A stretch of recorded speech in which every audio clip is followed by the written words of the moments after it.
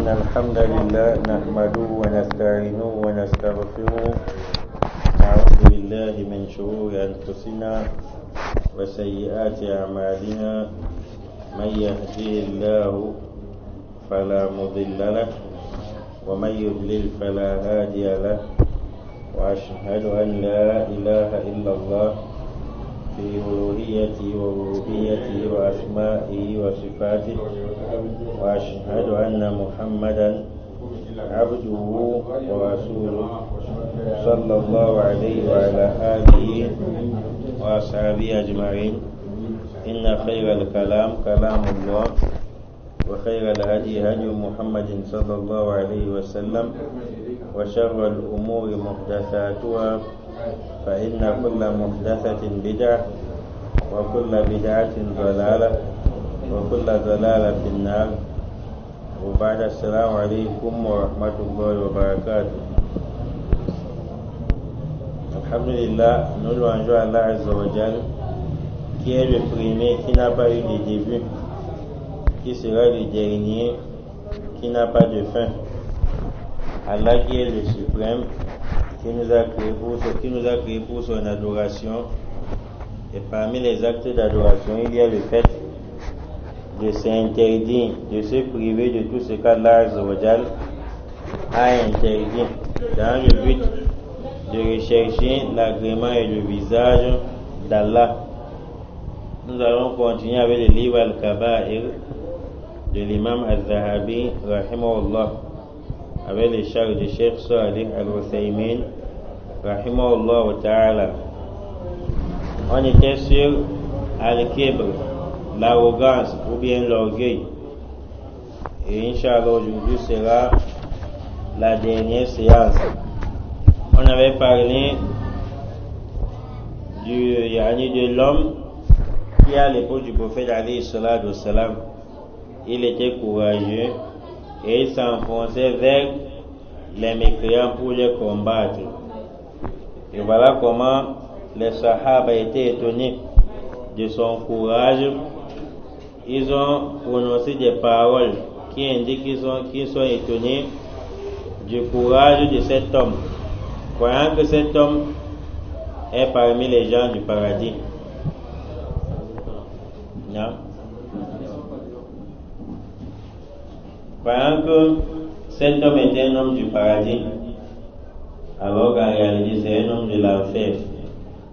Lorsqu'ils étaient en train de voir que cet homme courageux qui combat dans le sentier d'Allah était un homme du paradis, le prophète alayhi salatu wassalam a dit qu'il est parmi les gens de l'enfer. L'un des compagnons dit, il a suivi l'homme en question pas à pas. Lorsque l'homme va devant, il vient derrière. Lorsqu'il essaye d'accélérer avec la marche, lui aussi il accélère pour essayer de voir et expérimenter la parole du prophète, où il dit cet homme en question était un homme de l'enfer. Arrivé quelque part, quelque chose l'a énervé. On l'a seulement franchi un peu, et voilà comment l'homme se suicide lui-même et il meurt. Le compagnon qui le suivait pour voir et expérimenter la parole du prophète est revenu vers le prophète alayhi salatu wassalam et dit, Ya Rasulallah, ashhadu annaka la Rasulullah. Il dit, envoyé d'Allah, je témoigne certes que tu es le messager d'Allah Azza wa Jal. Quand le prophète lui dit, Wabima, qu'est-ce qui se passe? Pourquoi dis-tu cette parole? Il dit, Anna rajul alladhi qulta innahu min ahli an-nar fa'ala kada wa kada. Il dit, parce que au messager d'Allah, certes, l'homme que tu as donné l'information sur lui, qu'il était un homme de l'enfer, alors que nous le voyons parmi les hommes du paradis, a fait telle et telle chose. Il s'est suicidé lui-même, il s'est tué à cause d'une petite chose. Faqala an-nabi sallallahu alayhi wa sallam. Et le prophète alayhi salatu wa sallam a dit, Inna ar-rajula la ya'malu bi'amali ahli al-jannati fima yabdu lin-nas wa huwa min ahli an-nar. Le prophète dit certes, l'homme va mettre en pratique L'un de vous va mettre en pratique les œuvres qui mènent vers le paradis. وهو من أهل النار, alors qu'en réalité il est parmi les gens de l'enfer. والعياذ بالله. Il vous fait dire à la suite وإن الرجل لا يعمل بعمل أهل النار فيما يبدو للناس وهو من أهل الجنة. Et l'homme va aussi œuvrer les œuvres des gens de l'enfer d'après ce que les gens voient, d'après ce qui est divulgué auprès des gens. C'est-à-dire de la manière dont tu as vu son œuvre, c'est l'œuvre des gens de l'enfer. وهو من أهل الجنة, alors qu'il est parmi les gens du paradis. C'est-à-dire il faut chercher l'accord, l'agrément d'Allah. C'est la raison pour laquelle Allah dit dans le Coran فلا تزكوا أنفسكم. Yani que l'un d'entre vous ne dise pas qu'un tel est en enfer, un tel est au paradis. Allah nous a interdit de nous purifier nous-mêmes. Lorsque tu vois quelqu'un qui multiplie les askars, les ibadah, les nawafil, tu dis Masha'Allah, celui-ci est quelqu'un yani du paradis. Peut-être c'est une personne de l'enfer. Le prophète dit que l'un d'entre vous va œuvrer l'œuvre des gens du paradis, d'après ce que les gens voient. Alors en réalité c'est quelqu'un de l'enfer. C'est-à-dire tu vas voir quelqu'un lire le Coran, prêcher, faire la da'wa, alors que ce qui est caché dans son cœur c'est pour chercher le gain du bas monde. Alors que ce qui est caché dans son cœur c'est pour qu'on fasse des éloges. Alors qu'il est parmi les gens de l'enfer. Tu vas voir quelqu'un prêcher dans les réseaux sociaux, tu dis Masha'Allah, tel chef, il est éloquent, il prêche bien. Alors que ce qui est caché dans son cœur, ce qu'il a amené vers les réseaux sociaux, c'est pour chercher le nombre de vues et la popularité. Et voilà comment ce qui était divulgué était l'acte du paradis, alors qu'en réalité, cela peut-être parmi les gens de l'enfer. Non. Et on dit aussi que tu peux voir un homme qui a mis en pratique un acte de l'enfer. Ne dit directement pas que celui-ci sera en enfer. Car la décision de l'enfer du paradis, ça appartient à Allah Azzawajal. Quelqu'un peut mettre en application un acte parmi les actes de l'enfer. On ne lui a jamais dit que le Coran a interdit cela. Peut-être il vient de s'islamiser. Mais Allah voit la sincérité dans son cœur. Alors qu'après cela, Allah va même pardonner le grand péché dans lequel il se trouve. Il sera parmi les gens du paradis. Tout comme tu vas voir quelqu'un d'autre tomber dans le bien, la recommandation d'Allah, alors qu'il ne cherche que le bas monde. Dans son cœur, il n'y a que le bien du bas monde qu'il cherche. Et voilà comment on le voit comme quelqu'un du paradis. On voit alors qu'il figure parmi les gens de l'enfer. Ce hadith est rapporté par Bukhari et Muslim. On dit فانظر إلى هذا الرجل جازع وعاجز أن يتحمل. Et nous tu observes dans le cas de cet homme, il s'est chagriné, il s'est fâché, on lui a fait un petit truc et il s'est tué lui-même. وعاجز il a été faible, il a manqué quoi أن يتحمل, de supporter le mal. Qu'on lui a fait le petit mal, qu'on lui a fait فقتل نفسه, et il s'est tué lui-même. فالجواد هو الجازوع الذي لا يصبر. Dans les hadiths qu'on avait lu dans la séance précédente, il nous a dit celui qu'on appelle Jawad. D'où provient Jawad? On avait lu les hadiths où le prophète dit Allah ukhbirukum bi ahli an-nar. Puis je vous ai indiqué les gens de l'enfer. Le prophète dit kullu utullin jawadin mustakbir. Le prophète dit les gens de l'enfer sont qui? Kullu utul, toute personne violente, dure. Celui qui a un caractère dont on ne l'étende pas. Un petit truc, il a déjà mis le dos de quelqu'un au sol. Un petit truc, il a déjà frappé quelqu'un. Un petit truc, il a déjà tué. Un petit truc, il a déjà arraché la dent de quelqu'un. Ça, c'est l'acte des gens de l'enfer. Et le prophète dit Jawad. Ibn Uthaymin dit donc Jawad, huwa al-jazu alladhi la yasbir. Jawad, c'est celui qui ne patiente pas. Mais ne confondons pas avec d'autres patience. Parce que Jawad vient après Rotul, toute personne tue et violente. C'est donc dit Jawad, c'est encore similaire avec Rotul.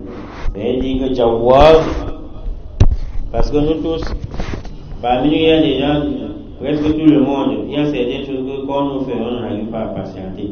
Est-ce qu'on va dire que nous tous sommes les gens de l'enfer suite à ces hadiths? Non. Jawad vient après le mot retour qui signifie dur, violent. Donc Jawad a un lien avec retour. C'est-à-dire Jawad, c'est celui dont, même si tu lui dis il essaie de parler, tu dis même dans les blagues, il ne supporte pas. Il va te montrer qui il est. Il va te montrer qu'il est le plus fort du quartier. Voilà comment il va te taper pour un petit truc. C'est celui dont, quand tu le piétines, il ne patiente pas. Il va, même si tu es son père, tu as l'âge de son père, il va t'obliger de te rabaisser, de te couper et essuyer son pied. Sinon, il va te donner une claque. Ça, c'est celui qu'on appelle Jawad. Il ne supporte pas quelque chose, même ce qui est plus petit, ce qui est très simple à supporter, il ne supporte pas. Pourquoi il ne supporte pas, même quand c'est très simple à supporter? Mustakbir, c'est parce qu'il est orgueilleux.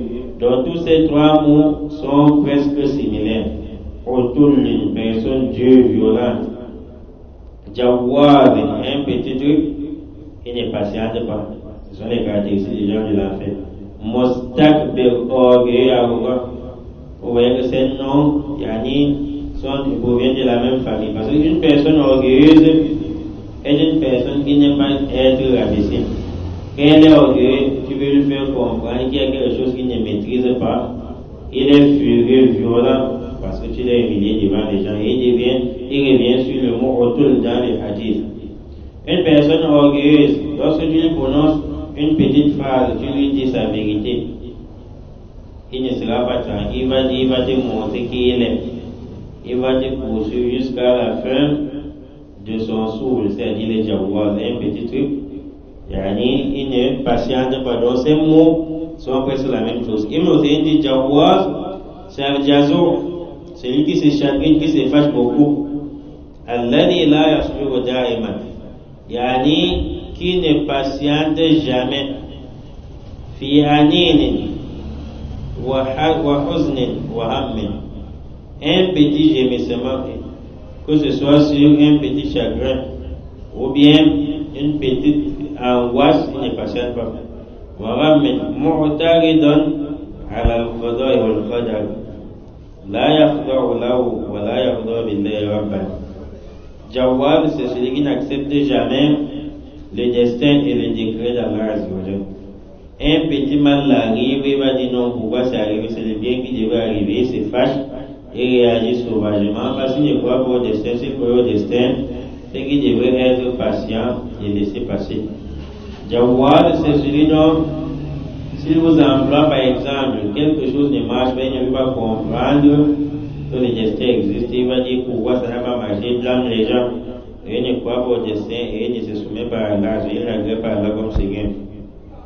En ce qui concerne Al-Mustakbir, l'arrogant, qui est dans les hadiths où le prophète a cité les marques des gens de l'enfer, les caractères des gens de l'enfer, parmi lesquels le prophète a terminé en disant Mustakbir, une personne obstinée.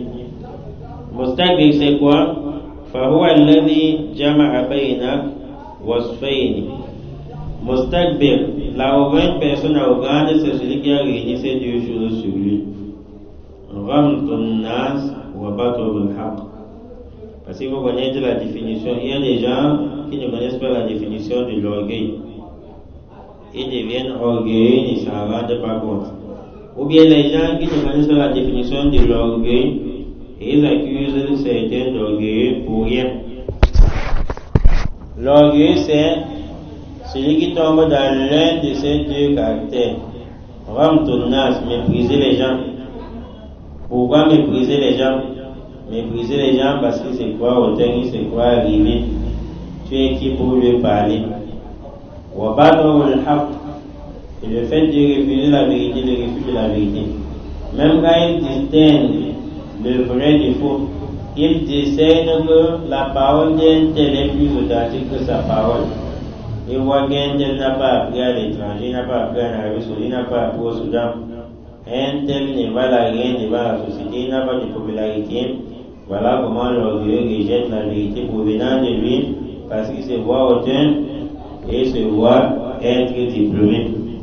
C'est la raison pour laquelle vous allez voir que ce qui est proche dans l'acte de certains, c'est le ria et qui veut les amener vers l'orgueil. Lorsque tu vois un prédicateur, lorsqu'il prêche, ou bien faire une annonce, il met en bas étudiant diplômé de Médine, ou bien encore diplômé de Médine, diplômé de Makka, diplômé de tel. Si on vous se pose la question, c'est à quel rapport avec le message? On va voir un point d'interrogation qui n'a peut-être pas de réponse. Mais si ça nécessite qu'on soit sûr de l'enseignant qui vient enseigner aux gens, tu peux dire, je suis diplômé de Médine, je suis diplômé de tel.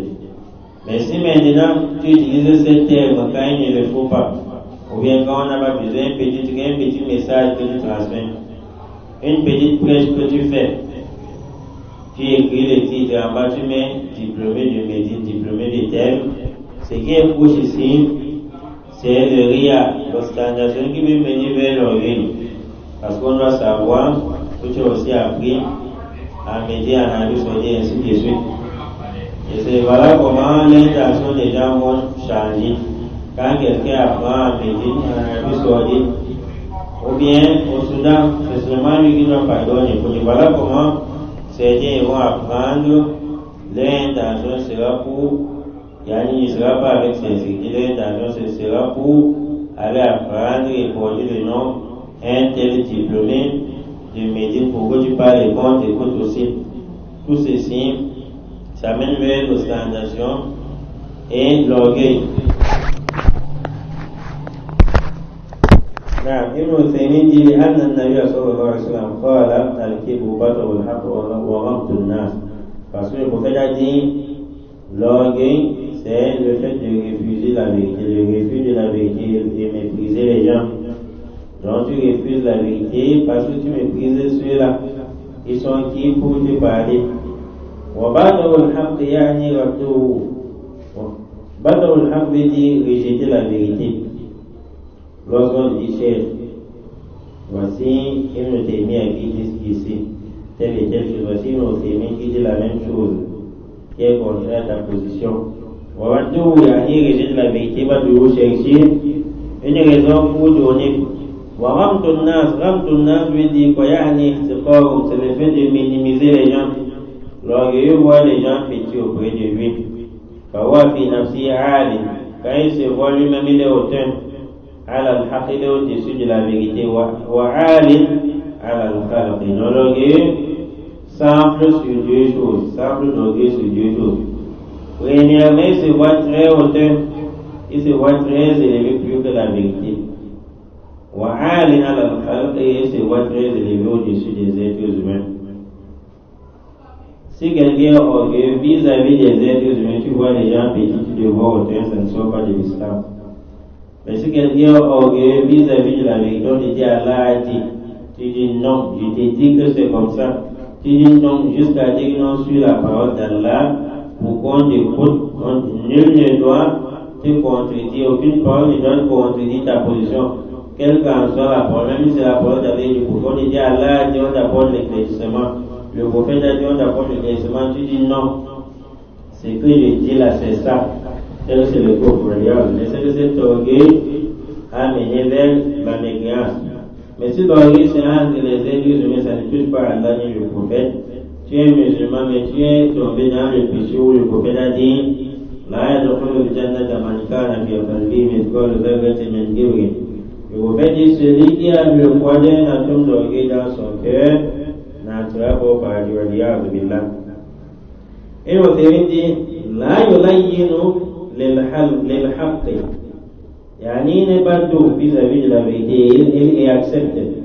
ولا يرحم الحق خلق, et il n'a pas la pitié, la miséricorde vis-à-vis des créatures. Il doit piétiner les gens, il n'a pas la miséricorde. Vous êtes comme des mouches, des moustiques et des animaux auprès de lui.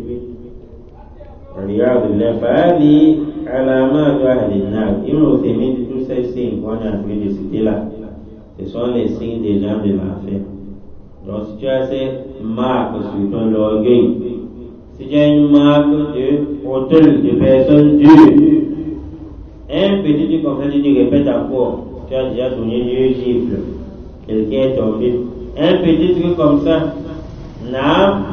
tu peux frapper la tête de quelqu'un, ça saute, tu es très violent. Sache que c'est l'une des marques, parmi les marques des gens de l'enfer. Deuxième catégorie de gens de l'enfer, un petit comme ça, tu ne patientes pas. Non, il sait qui je suis. Il parle, il parle ainsi à qui? Il me connaît. Donc on ne doit pas te parler, on a même peur de prononcer ton nom. Sinon, quand quelqu'un prononce son nom, tu dois gérer le là. Ça, c'est la deuxième marque des gens de l'enfer. Troisième marque, Mustakbir. Tu vois les gens petits, qui sont comme des animaux. Auprès de toi, cette fois-ci les marques des gens de l'enfer. Donc, si tu as l'une de ces marques, sache que c'est l'enfer qui te guette. Et نسأل الله أن يعيذنا وإياكم من النار. Nous implorons Allah qui nous préserve ainsi que vous de l'enfer. وأن يدخلنا وإياكم الجنة. Et de nous mettre ainsi que vous dans son paradis. إنه جواد كريم شرح رياض الصالحين تحت حديث 252. Dans le hadith numéro 252 dans Riyad al-Salihin, qui parle, il y a le même hadith qui est dans Riyad al-Salihin, c'est le même hadith qui est dans le livre Al-Kabaïr ici. On a extrait l'explication de Ibn Uthaymin là-bas dans le hadith 252 de Riyad al-Salihin pour venir mettre ici. Ça y est. On termine avec ces hadiths où le prophète dit ما من رجل يتعاظم في نفسه ويختار في مشيته إلا لقي الله وهو عليه غضبان. Le prophète dit il n'y a aucun homme solitaire يتعاظم في نفسه, يعني qui semble d'orgueil lui-même, il se croit hautain.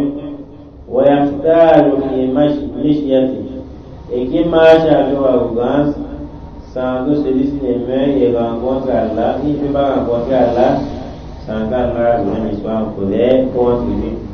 Le prophète dit tout homme qui marche semblant d'orgueil lui-même et sa manière même de marcher ressent l'arrogance dans sa marche, que cet homme sache qu'il va rencontrer Allah Azza wa Jal.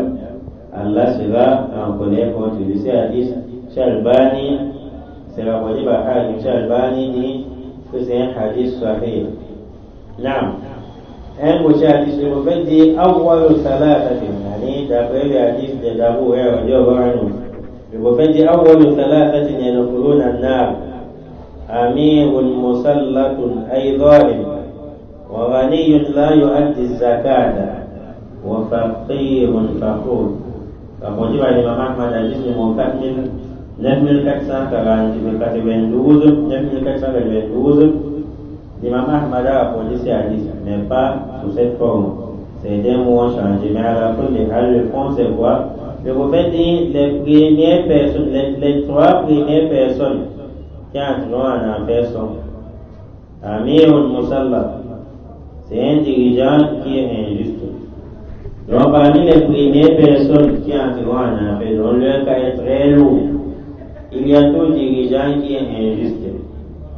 Tout dirigeant qui est injuste, on dit à lui. Donc si tu es un dirigeant, que ce soit dans un quartier, que ce soit au tribunal, que ce soit à la tête d'un pays, et tu es injuste, ça veut dire parmi les trois premières personnes qui iront en enfer, on dit à lui. Pourquoi son jugement est très dur jusqu'à le nom l'un des trois derniers, l'un des trois premiers d'entrée au paradis?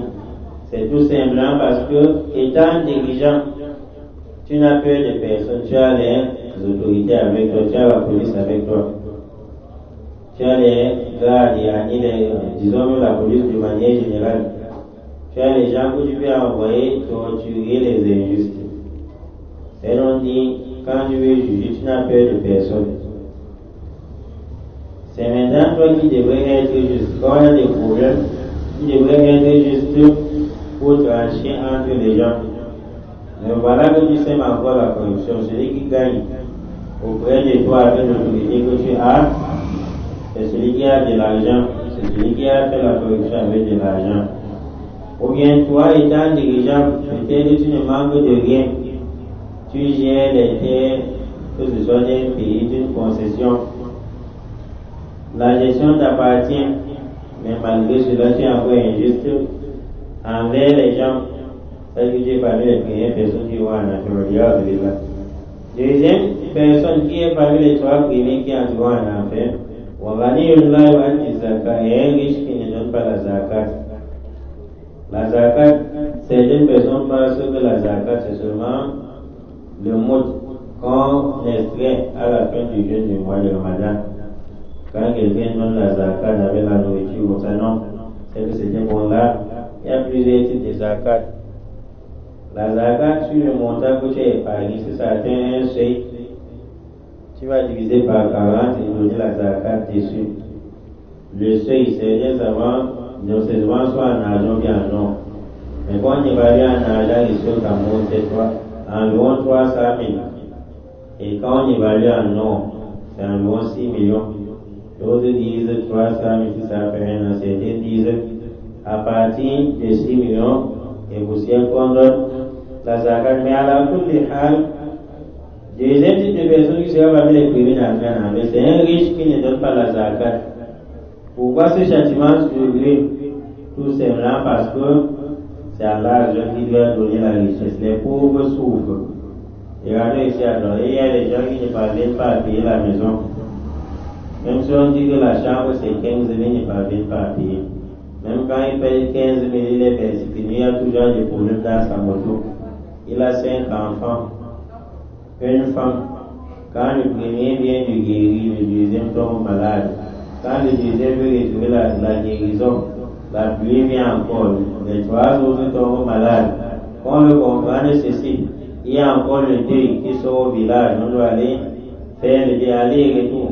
Voilà le pauvre qui prête encore l'argent pour voyager avec sa femme. Après, maintenant, quand les vacances sont passées pour payer la scolarité, il ne sait pas où commencer. Voilà que les choses sont dures par-ci par-là. Toi, tu es millionnaire. Tu as 2, 3, 4 millions dans ton compte bancaire. 10 millions, il y a des gens qui ont même plus de 200 millions dans leur compte bancaire. Mais ils sont tellement durs avec de l'argent. C'est-à-dire, ils vivent dans une maison climatisée, sa voiture est climatisée, et son lieu de service est climatisé, n'en manque de rien. Il y a certains riches qui disent qu'ils peuvent avoir d'autres problèmes, mais si c'est un problème d'argent, non. Donc, si c'est un problème d'1 million, 1 million c'est comme 100 000 au point de vue. 1 million n'est rien. Il y a des gens qui sont sauvagement riches, donc leur fortune qu'ils ont actuellement, ça dépasse des milliards. Si la règle de commerce ou bien le travail maintenant, c'est qu'il va mourir, il va laisser le reste d'argent. Mais malgré cela, il est avare, chiche et méchant. Les pauvres souffrent. Tu vois un pauvre qui atteint 25 ans, il a envie de se marier, il ne se marie pas. Parce qu'il n'a pas de moyens, il ne sait pas comment il va soutenir la femme. Et si la femme tombe malade, si elle est enceinte, s'il faut aller à l'hôpital, s'il faut louer une maison. Voilà comment la vie est dure aux pauvres. Et toi, tu es riche, tu as l'argent en banque, pire encore, tu prends pour dépenser dans des futilités. Pour dépenser dans des futilités, tu ne donnes pas la zakat. Sache qu'Allah va t'arrêter au Qiyamah. C'est pourquoi, dans la sourate An-Nisa, vous allez voir dans la deuxième page, page 78, Allah dit إذا حضر القسمة والقربى واليتامى والمساكين jusqu'à ce qu'Allah dise فارزقوهم منه. Allah dit si au moment de partager l'héritage, les gens de la famille viennent assister le partage, donnez-leur quelque chose de ces biens. Donnez-leur quelque chose, ne veut pas dire qu'il va hériter. C'est juste de bonne foi, de bonne charité. Ça veut dire, quand j'ai hérité par exemple 1 million que mon père a laissé, j'ai encore les terrains genre. Voilà qu'un pauvre est dans la salle. Il voit 1 million, ça va mettre, il y a ni la jalousie dans son cœur. Allah me recommande que de bonne foi, dans ces 1 million, là que je retire même, que ce soit 10 000, 20 000, 100 000, je lui donne comme sadaka pour que son cœur soit acquis. C'est la même chose avec les riches, même quand ce n'est pas le cas, héritage. Des fois tu restes comme ça, tu réfléchis. Aller devant, il n'y a pas moyen, reculer en arrière, il n'y a pas moyen, à gauche, à droite, tu es bloqué partout. Après ça, apporte le bavardage, tu dis, ah, celui-ci, il a plus de 150 millions dans son compte bancaire. S'il prenait seulement 1 million par mois, il donne aux pauvres, il soutient les prédicateurs, il donne aux malades qui sont dans les hôpitaux et qui ne savent pas où commencer. C'est que par an, ça sera 12 millions, 12 mois, ça sera 12 millions, ça ne tranche, ça ne bouge rien.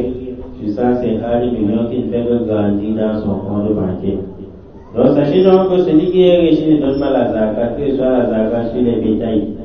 La zakat, elle fait donner la zakat sur de l'argent, qui sera parmi les 3 premières personnes d'entrer en enfer d'après ce hadith. Troisième personne, dont son jugement serait également Dieu, sera parmi les premiers d'entrer en enfer, au faqirun faqur, et qui est faqirun faqur, yani le pauvre qui est arrogant, qui est orgueilleux. Il est pauvre, il n'a même pas bien mangé, mais il vient de faire comprendre qu'il vit une meilleure vie. Lorsqu'on parle de la vie, il veut le poulet qu'il a joué la vie, que lui mange le poulet chaque jour. Alors qu'il mange le poulet par an, ou lorsqu'il y a une fête quelque part, il veut lui montrer qu'il a les pieds sur lui, il veut lui montrer qu'il vit bien, alors qu'en réalité il n'y a rien. Voici l'une des marques pour aller en enfer, être parmi les personnes les plus châtiées. Pour elle, cette personne est plus châtiée, tout simplement parce qu'il est tombé dans le péché, c'est-à-dire l'arrogance, l'orgueil, sans aucune cause qui le mène vers là. C'est-à-dire la cause, c'est quoi? Quand tu vois quelqu'un orgueilleux, c'est-à-dire là au moins la richesse qui le rend orgueilleux, il a au moins l'autorité qui le rend orgueilleux. Mais le pauvre, tu n'as pas cette cause qui transforme souvent les gens en orgueilleux. Donc pour toi, tu forces seulement. Voilà pourquoi tu es très châtié, tu seras très châtié. وفي صحيح البخاري عن رسول الله صلى الله عليه وسلم سبعين عن صحيح البخاري البخاري ثلاثة لا ينظر الله إليهم يوم القيامة ولا يزكيهم ولهم عذاب أليم. البخاري il y a 3 personnes qu'Allah Azza wa Jal ne va pas les observer le jour dernier. Les observer veut dire ne va pas les observer d'un regard de miséricorde le jour du stationnement debout. Voilà les acquis, mais ces 3 personnes, Allah ne va pas les purifier. Les purifier veut dire, le prophète de la Yad de la Jannah Ahadun min Amali. Nul parmi nous n'entrera au paradis grâce à ses œuvres. C'est une grâce à la miséricorde d'Allah. Donc c'est pas parce que tu pries que tu entreras au paradis. Allah va juste t'accorder sa miséricorde parce que bon, tu t'es battu pour prier. Parce que dans nos prières, nul parmi nous ne peut dire qu'il commence la première raka jusqu'à la dernière sans penser aux choses passées par là, le village, sans compter l'argent, sans avoir des pensées dans la prière. Imaginez si le jour dernier tu veux montrer que tu es quelqu'un du paradis, le jour dernier, Allah dit que ce qu'il veut dans les prières, c'est que tu ne réfléchisses à rien lorsque tu es en train de prier, sinon toutes tes prières seront rejetées. Est-ce que quelqu'un pourra donc aller au paradis? Non. Donc ne pense pas que c'est parce que tu pries que tu vas au paradis. Mais je ne suis pas en train d'encourager ceux qui ne prient pas. Et par là dit, quand tu pries, souhaite toujours qu'Allah t'accorde le paradis. Ne fais pas comme si c'est toi qui vas essuyer les chaises et indiquer où les gens vont s'asseoir au paradis. Pourquoi? Parce que si Allah vient sur les prières, il dit qu'il n'accepte pas. Parce que quand tu priais la première cas, tu pensais au commerce, la deuxième cas, tu penses à la femme, la troisième cas, tu es en train de vendre. En couleur, si Allah prend seulement c'est il n'accepte pas toutes tes prières. Tu vas avoir l'opportunité où aller au paradis. C'est la raison pour laquelle le prophète dit qu'il n'entre au paradis grâce à ses œuvres, mais c'est plus de grâce à la miséricorde d'Allah, dont la cause, ce sont des œuvres. Allah ne purifiera pas ceux-ci le jour dernier. C'est-à-dire, nous tous nous sommes des pécheurs. Le prophète dit que le bani Adam, tous les fils d'Adam sont des pécheurs. Faut-il? Donc quand on meurt, on est toujours pécheur, quelle qu'en soit sa foi. Mais Allah va purifier certains pécheurs. Allah appelle le Coran comme se veut dans d'autres hadiths. N'est-il pas vrai que c'est toi qui avais fait telle et telle chose? Tu dis Allah, oui, c'est vrai. Et tu vas voir que c'est toi qui avais commis tel péché. Tu te rappelles bien, tu dis Allah, c'est vrai. Allah dit bon, je t'ai pardonné cela. Pourquoi? Parce que tu as adoré Allah sans rien lui associer. Mais on arrive sur un mécréant, ou bien sur ces 3 personnes qu'on va citer dans les hadiths.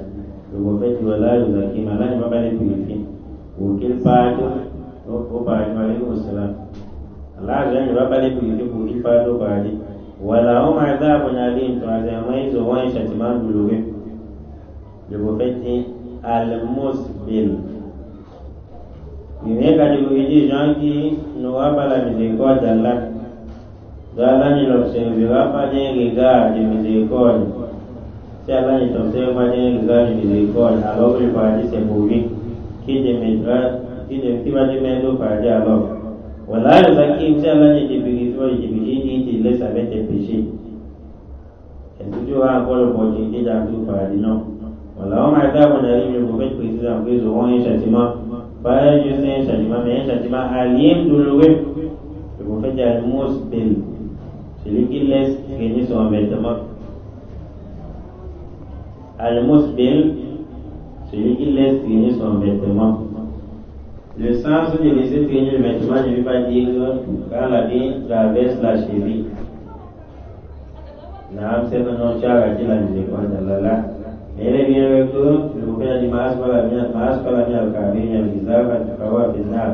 tout ce qui traverse la cheville sur les habits qu'on porte, ça mène en enfer, c'est en enfer. Quand tu vas brûler la vie en enfer, ça compte et te brûle. Donc quand quelqu'un porte les habits, ça dépasse la cheville. Ça ne respecte pas la sunna. La vie doit se limiter avant la cheville. Il ne faut pas que tu portes la vie, ça traîne au sol, ça ramasse la saleté, tu vas prier avec. Mais dans ce hadith, celui qui laisse traîner son vêtement, on ne parle pas de celui qui porte par exemple le pantalon, ça traverse la cheville. Il y a un hadith pour ça à part. Ce hadith particulièrement, on dit Al-Musbil, c'est celui qui laisse traîner son habit au sol par orgueil. C'est celui qui laisse traîner son habit au sol par orgueil. Il est orgueilleux, porte des habits lourds. Il laisse traîner au sol, il vient, les habits sont gonflés sur lui, il vient comme quelqu'un qui allait dépasser la limite de la terre. Le musbil, c'est l'orgueil qui laisse traîner l'habit. Ce qui l'a poussé à laisser traîner son habit, c'est l'orgueil. Parce qu'il veut toujours être hautain devant les gens. C'est-à-dire, s'il y a une cérémonie, tu vois quelqu'un qui est honoré, qui a l'autorité. Quand il vient, il marche en gonflant, en semblant d'orgueil. Les habits traînent au sol par orgueil. Ça, c'est voici l'une des personnes qui a droit en enfer, on dirait là. Deuxièmement, Wal-Mannan, et celui qui fait du bien aux gens, et il se met à parler dessus. Parce qu'il voit celui qui a quelque chose aujourd'hui, c'est à cause de moi. Si je n'étais pas à Douala, non, c'est qu'il ne devait pas venir.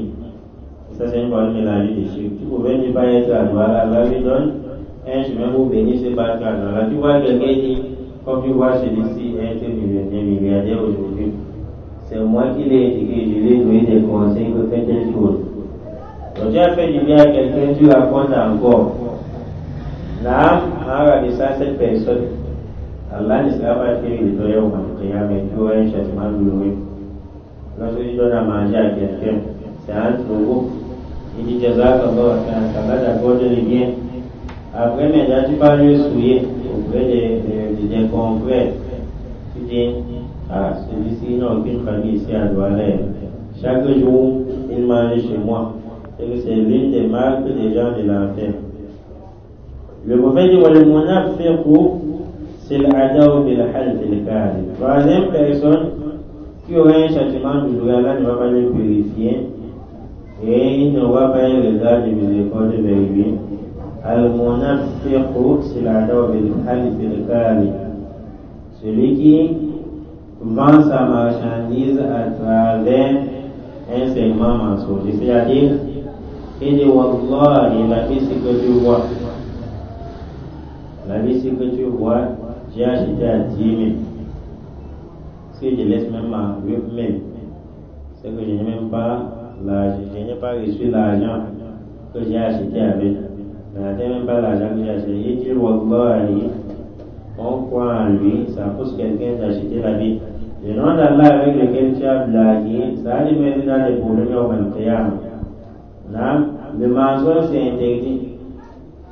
Mentir pour vendre, ça va te donner du gain, mais ce gain n'aura pas de baraka. Comme les hadiths l'indiquent.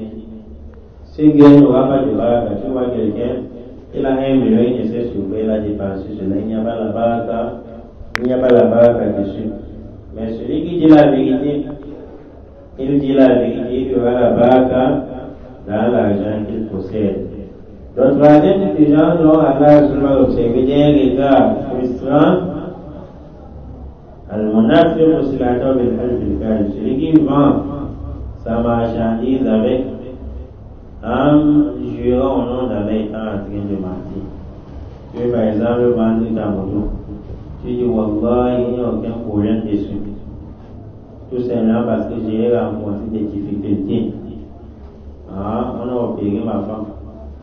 Comme je demande ma moto à 300 000 là, c'est une moto neuve, alors que tu as mis la peinture. Ou bien tu dis, tu vas à 300 000 seulement. J'ai même acheté le mois passé. Et Dieu au nom d'Allah, alors que la moto a déjà fait 10 ans. Tu dis que tu as acheté le mois passé. Tu vas régler quelque chose dans le moteur, tu mets l'huile nouvellement et tu mets la peinture, tu changes la vis sur la chaise de la moto. Et tu viens jurer pour qu'on prenne vite ta moto. Quand quelqu'un roule pendant une semaine, les problèmes déclenchent. Alors que tu as déjà bouclé l'argent, c'est que tu seras parmi les personnes les plus châtiées au Qiyamah wa l'iyadhu billah. On dit l'imam al-Zahabi dit wal musbilu huwa alladhi yusbilu izarahu aw thiyabahu aw sarawilahu hatta yakuna ila qadamayhi. لأنه قال عليه الصلاة والسلام أصلا الكعبين الإزار في النار. Al-Musbil, c'est celui qui laisse traîner Izar. Izar, c'est tout habit qui couvre à partir du rang ou bien du nombril jusqu'en bas. Musbil, c'est celui qui laisse traîner son Izar, l'habit d'en bas. Aouthiyab, ou bien l'habit de manière générale, tu prenais un gros par-dessus, ça traîne au sol, tu marches avec l'arrogance en toi. Sarawi là-haut, les savants disent, ou même son pantalon, il laisse traîner son pantalon au sol, hatta yakuna ila qadami, jusqu'à ce que son pantalon tombe même sur ses 2 pieds, ça traverse la cheville. Car le prophète a dit, ma asfala min al-ka'bayni al-izar fa fin nar. Tout ce qui dépasse la cheville, min al-izar, sur le izar. L'izar, c'est tout habit qui couvre le bas. Donc l'habit qui dépasse la cheville sur ton pantalon, sur ton saillon, sur ton habillement, ça t'amène en enfer. Wa sharrul kibri alladhi fi man yatakabbaru ala al-ibadi bi'ilmi wa yata'adhamu fi nafsihi bi fadilatihi fa inna hadha lam yanfa'ahu ilmuhu. Ibn Uthaymin dit wa sharrul kibri alladhi fi man yatakabbaru ala al-ibadi. La plus mauvaise, ou bien le plus mauvais orgueil, c'est l'orgueil où tu t'emples d'orgueil sur les serviteurs d'Allah à travers la science que tu possèdes. Ça c'est encore très grave. Allah t'a donné la science pour adorer Allah avec, et non pour piétiner les gens. La mémoire, c'est Allah qui a créé. Si Allah aurait voulu, il devrait faire ce que tu fasses 1 an sur l'alphabet. Il prend ta mémoire, il donne à qui que ce soit. Il comprend. Mais là, Allah t'a facilité la tâche. C'est que tu apprends en 1 mois. Il y a des gens qui feront 10 ans d'apprentissage, ils ne vont pas atteindre ton niveau. Allah te donne cette science et cette sagesse. Pourquoi tu enseignes aux gens, tu t'en plus d'orgueil. Quand tu parles parmi les gens, tu les fais comprendre qu'ils sont tous des ignorants à travers l'orgueil. Et tu es le seul savant. Quand tu parles aux gens, tu les fais comprendre. D'ailleurs même, tu as étudié en médecine, tu as étudié en Arabie Saoudite. Où est ton diplôme? Voici mon diplôme. Tu veux dire quoi? tu utilises tes diplômes islamiques pour piétiner les communautés. Ou bien Imam Al-Zahabi dit, ça c'est le plus grave parmi les types d'orgueil. Nous allons voir dans les groupes WhatsApp. Quelqu'un peut même envoyer un simple message, une simple information. Après son message, il met en bas, par exemple, ça provient de Saïd, diplômé de médecine. Peut-être le message qu'il voulait transmettre aux gens, c'était pour annoncer le mois de Ramadan. On se pose la question, annoncer le mois de Ramadan, à quel rapport avec ce que tu as mentionné en bas, diplômé de médecine? Et non, si on n'est pas diplômé de médecine, on ne peut plus parler dans la religion d'Allah. C'est la raison pour laquelle Imam Al-Zahabi dit, le plus grave, ce qui est plus mauvais dans l'orgueil, c'est l'orgueil ou l'arrogance sur les serviteurs d'Allah, mais à travers la science que tu as eue. Les autres n'ont pas de science. Ou bien à travers les diplômes que tu as eus. Tu dis, voici mes diplômes. Toi qui parles de la montre aussi des diplômes. On voit alors qu'Allah est capable de donner la science à quelqu'un sans diplôme. ويتعاظم في نفسه بفضيلة. Un autre type d'orgueil qui est très grave, c'est lorsque tu vois quelqu'un semble d'orgueil en lui-même, بفضيلة, à cause de son honneur, de son rang qu'il a dans la société, un grand chef, un grand tel.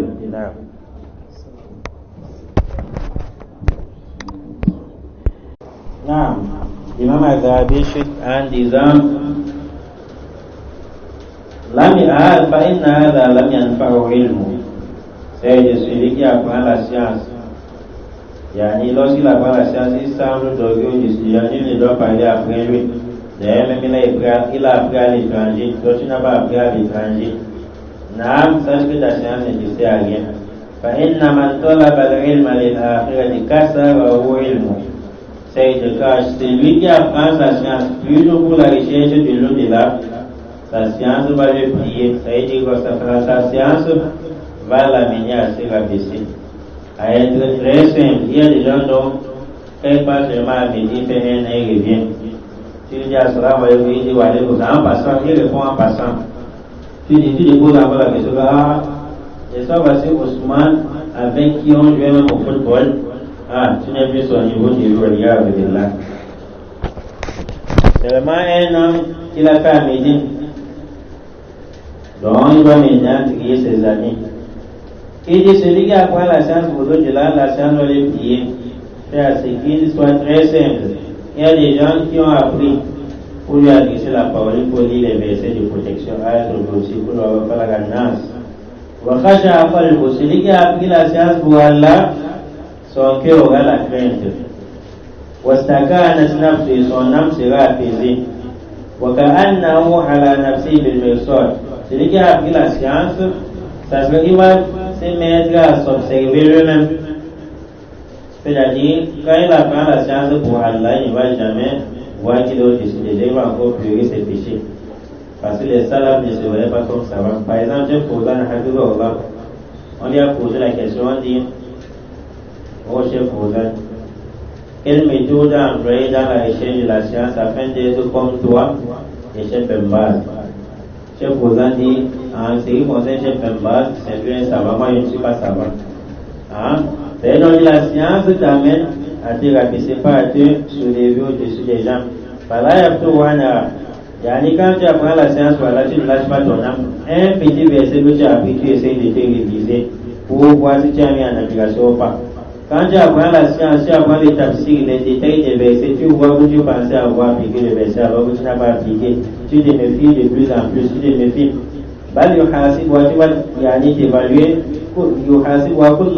tu vas t'évaluer à chaque fois.